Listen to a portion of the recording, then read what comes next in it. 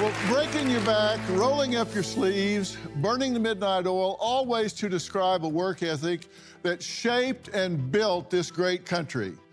It's no accident that this network is called Merit Street, because it's based on merit. Now, there was a time where hard work was the backbone of a family and societal value system, but boy, oh boy, have times changed. Now many young adults are not only snubbing their noses at being asked to go the extra mile on the job, but many claim they're also leading an online movement to introduce a new generation of anti-work hustle employee. An employee that has firm task and scheduled-based boundaries their bosses just cannot cross. From quiet quitters to lazy girl job seekers, these workplace revolutionaries insist they are not lazy at all, they're just misunderstood. The most entitled generation in history. Your generation is lazy. Y'all don't want to work these days. Younger people just don't want to work. Gen Z doesn't want to work. I don't want to work. I don't want to work anymore. What is so wrong about quiet quitting? Quiet quitting is a trend that started on TikTok and quickly took over the internet. Quiet quitting, bare minimum Mondays. Being gentler with yourself. So when it comes to having a job, I don't like it. My soul is meant to be free. We love the internet, but I will tell you one thing, it's made you lazy. Oh, it's made you lazier than you ever thought you could be. Work smarter rather than harder. If these companies want to use you, then use them back. We want to quit because we're being taken advantage of. We can't even afford to live. My generation is frustrated. We don't want to work anymore. Well, it's a good deal if you can get it. Next, you're going to meet one and find out why she is proud to have a lazy girl job. We'll be right back. I used to sleep terribly, but thankfully I found Beam's Dream Powder, a science-backed, healthy nighttime blend that's packed with ingredients shown to improve sleep. Plus, Beam is founded in America and run by people who share our values like hard work and integrity. Their Dream Powder is made with a powerful blend of all natural ingredients: reishi, magnesium, L-theanine, apigenin, and melatonin. Beam's already improved over 17.5 million nights of sleep, helping people wake up and feel their best. Here's the deal. Beam's giving my listeners the ultimate Patriot discount of up to 40% off so you can try their best-selling Dream Powder. Visit shopbeam.com/Dr. Phil and use code Dr. Phil at checkout for up to 40% off. That's shopbeam.com/Dr. Phil. Code Dr. Phil for up to 40% off. Support an American company. Invest in yourself and get your best sleep tonight. Happy Bare Minimum Monday, everyone. This is where things like quiet quitting, bare minimum Mondays, snail girl era all came in. It's about just doing the bare minimum and just do your job, clock out, go home. I'm really not feeling it today. I think I'll roll in sometime around 10:30 when I feel like it. This younger generation of people who do not want to work. As an owner of a business, I've seen it time and again. It does not work that way. You cannot build legacy and be lazy at the same time. Now, my next guest, Toyin, says her lazy girl job is not about working less, it's about protecting her precious time and energy. If you were looking for a lazy girl job, I got the job for you, girl. And all these girl boss the heck out of your life. No. Now, when it comes to a job, I do not want a girl boss. I need a lazy girl job. I am a front desk check-in person only. Emphasis on the only. Can I get an amen? I'm going to get into my 60-day review of my lazy girl job because it is time. It is time. It is time. It is time. My time is my time. Dinner, the kitchen, everything's getting cleaned. I have a very hard time separating my work life from my personal life. When people pay you that much money, they expect you to sell your soul. It's okay to just stay in my lane. I don't have to overachieve. I don't have to prove myself. I do want to work. I just do not want to work hard. Okay, Toyin, thanks for being here. Thank you. You say you have no problem telling your employer no if they ask you to do something outside your job description. Does that happen a lot? Absolutely. Every day I go to work and I'm expected to be cross-trained without any bump in pay. I'm expected to cover for people who, quite frankly, they decide when and if they want to come to work. And it's just part of my job to do their work just because I'm there, and it's a team effort. And so no, I'm not going to overextend myself and bend over backwards for companies who don't take all the little nuances of being an employee of theirs into consideration. What do you do? So I'm a patient care coordinator. I just make sure that the waiting room is taken care of and that people are seated and get to see their doctor on a timely manner. So what's the last thing your boss asked you to do that you said, no, not going to do that? Verifying insurance. I'm not going to do that. Mm-hmm. Why not? Because I don't want to. And you don't think that while you're there, getting paid to be there, that you're subject to doing whatever needs to be done while you're there? You're a specialist. I'm a specialist, yes. That's a very good way to put it, because while I'm there, I'm only there to do what I'm being paid to do.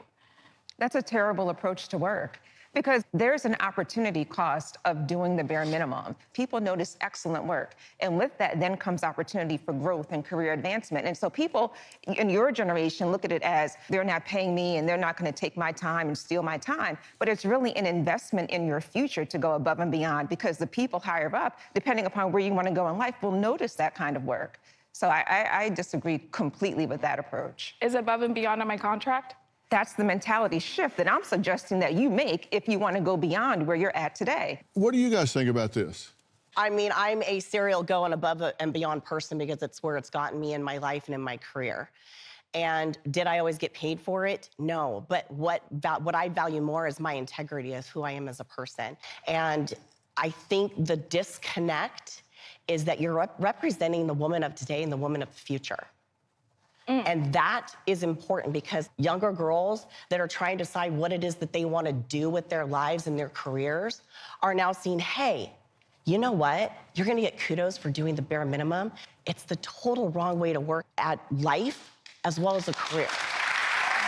But they're not calling you at like 11:45 at night and saying, hey, want you to take these 11 files and call and check on something. I wouldn't even pick up the phone.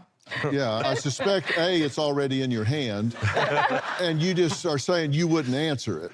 Yeah. That's a total breach of personal space. Yeah. Personally, I feel like when it comes to the people that I represent, and especially women and Black women in the corporate world, I feel like we have to continuously strive for excellence, yes, but at the same time, the sacrifices that we have to make in order to get that excellence is not even seen as good enough. Doing the least, doing the bare minimum does not represent corporate America or corporate women, or certainly Black women in corporate America. How would you know if you've never tried to go above and beyond? I have tried it.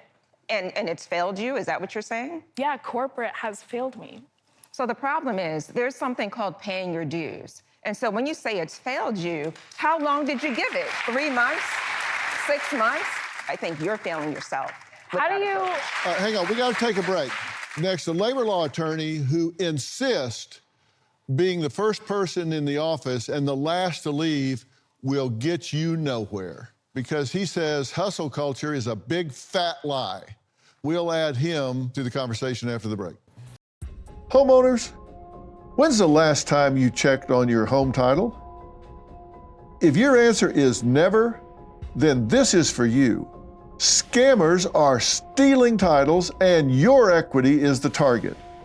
Criminals forge your signature, and just like that, your home title can be transferred out of your name. That's why I partnered with Home Title Lock, so you can find out today if you're already a victim. Use my promo code Phil at HometitleLock.com and you'll get a free title history report. Plus, you'll get a free trial of their $1 million triple lock protection. That's 24/7 monitoring of your title. Urgent alerts to any changes, and if fraud does happen, they'll spend up to $1 million to fix it. That's HometitleLock.com, promo code Phil. Oh, What's good? What's good? Sorry I'm late here. Was just, scrolling TikTok. But should I be taking notes right now? All right, time for the first meeting of the day. It's 9 on the dot. Where is everyone? Oh, there they are. Happy Monday, everyone. All right, I guess it's just one of those camera off Mondays, I guess. Ethan and Cruz, we'd really love to see your guys' participation on this. No, I'm good. I'm not really feeling the vibes on this one. I don't feel like typing out a whole essay just for management to ignore it anyways, so I'm good. Later, y'all. Well, I believe America was built on the idea of a meritocracy, and those who add value reap the rewards. But right now, many young employees are loudly refusing that value system. In fact, they claim putting in extra time, work, and effort to get ahead at work is an old and outdated way of thinking. Now, my next guest, Ryan, is a labor law attorney who is a champion for the quiet quitting and lazy girl job movement. If you are a quiet quitter, I have a message for you. You are right. Quit early, quit often. Employers are just going to fire you for no reason. So is it any wonder that workers are quiet quitting? You get that dream job, but you have to think of why you want that dream job. Ever since I was a kid, I just wanted to be a firefighter. That's all I ever wanted. I wanted to be a hero. If I could talk to my younger self, I'd say, Ryan, this dream job, it's not a dream, it's a nightmare. Don't sacrifice your friendships. Don't sacrifice your family, because you're going to be 34 years old and you're not going to be able to call your best friend because you burned that bridge. You're going to look at your dad's wall with the family and there's going to be pictures of them on trips and you're not in them. I RSVP'd to weddings and didn't show up. I said I would be at birthdays and I didn't show up. That's the price I paid for my dream job.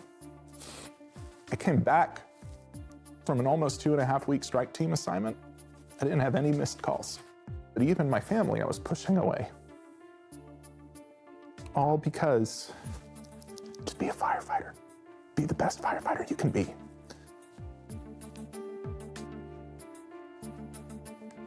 No missed calls.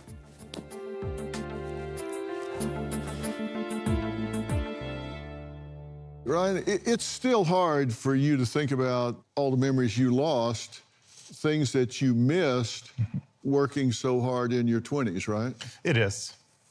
You say no employer is entitled to free labor, extra work, and I don't disagree with that. And I think that we are in a transient society where there's no institutional memory anymore. People used to work for 20 years, get a gold watch, a retirement. Now they may come in, fire you at 19 years, 51 weeks, and no retirement, no gold watch, no nothing. Things have changed. Yeah, and imagine all the sacrifice that person makes. I deal with a lot of people who suddenly lose their job for various reasons. Sometimes it's illegal. Honestly, most of the time it's not. But it's a damn shame. You get people who say, I gave up everything for this company. And now a year before my pension vest, a year before I was going to be set, they let me go. They laid us off. They acquired another company, new division, I'm redundant, I'm done, and now I have nothing. But is the answer to that to play the game poorly along the way? Because look, my belief is that you make your own way and that everybody is in business for themselves. I agree with You're that. in business for yourself, you're in business for yourself, all of you, we're all a CEO of one. And you gotta look in the mirror every once in a while and say, how's this working for me? 100%. And I'm not saying that you shouldn't have balance. If you're working for a psychopath, kick his ass to the curb, kick her ass to the curb, and go do something else. But that doesn't mean you should represent yourself poorly wherever you are. When you exhaust yourself for an employment relationship that is inherently one-sided, where there isn't a reward, you do not become the best version of yourself. And that's when you start to push away things that matter to you, your family, your friends, but how you treat how do you people. assume that just across the board? Well, how do we assume across the board that these people who are quiet quitting are undermining or sabotaging their employers? They're not. They're protecting themselves. Well, no, I said if you're working with somebody that's exploitive, most of the people here at the Dr. Phil Show have been with me the entire way, 21 years. And I had a rule, week number 1, family first. And you know what? They didn't take advantage of that. The co-EP, Justin, who you've worked with on this show, has been promoted 9 times. He started out at entry level and he's now co-EP of this show. There are organizations that reward good work and good behavior. Yes, there are. And there are opportunities out there. We're saying give yourself the space to find those opportunities, because part of the reason it's such a special story, the reason we like hearing about Justin, who worked his way up, is because of how rare it is becoming in America. We are at a place in the past 20 years where worker productivity is up, but wages are not keeping up with that level of productivity. People are getting squeezed. We've lost sight of what real leadership is. Part of the reason you're successful here is because you opened up and showed an investment in your people. You didn't demand loyalty from day one. You commanded in it. You saw a spark, you invested in the spark, you respected boundaries, and that's why we're here in this successful studio. But organizations who insist on ruling with an iron fist because they're entitled to loyalty without giving anything in return, they're gonna fail. And of course their productivity is gonna slump. Yeah, well, I got about 90% women working here. You don't iron fist.